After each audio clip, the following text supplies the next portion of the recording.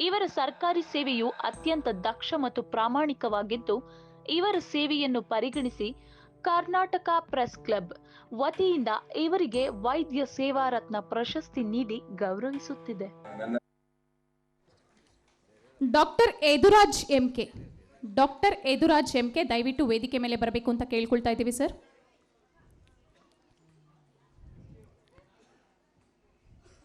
Doctor Eshwarappa M ರವರಿಗೆ ಧನ್ಯವಾದಗಳನ್ನು ಹೇಳ್ತಾ doctor Yaduraj MK.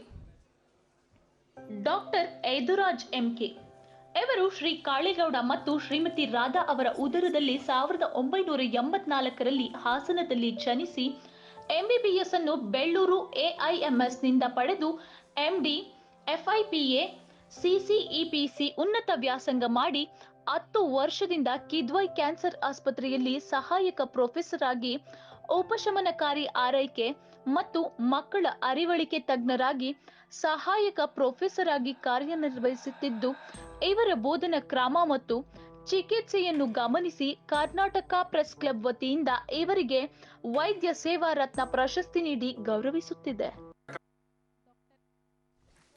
Doctor Yaduraj MK ರವರಿಗೆ ಧನ್ಯವಾದಗಳನ್ನು ಹೇಳ್ತಾ doctor Sandeep HS, doctor Sandeep HS ದಯವಿಟ್ಟು ವೇದಿಕೆ ಮೇಲೆ ಬರಬೇಕು ಅಂತ ಕೇಳ್ಕೊಳ್ತೀವಿ ಸರ್.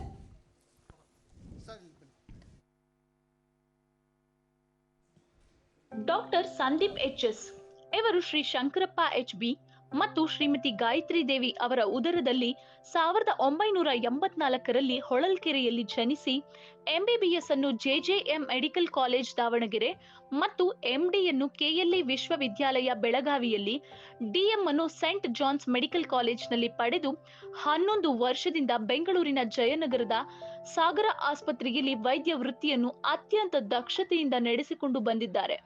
ಇವರು ವೈದ್ಯ ಸಾಹಿತಿಯಾಗಿ ಸಾಮಾಜಿಕ ಕಾಳಜಿ, ಪ್ರಾಮಾಣಿಕ ವೈದ್ಯ ವೃತ್ತಿ, ಸಮಾಜ ಸೇವೆಯನ್ನು ಪರಿಗಣಿಸಿ ಕರ್ನಾಟಕ ಪ್ರೆಸ್ ಕ್ಲಬ್ ಇವರಿಗೆ ವೈದ್ಯ ಸೇವಾ ರತ್ನ ಪ್ರಶಸ್ತಿ ನೀಡಿ ಗೌರವಿಸುತ್ತಿದೆ.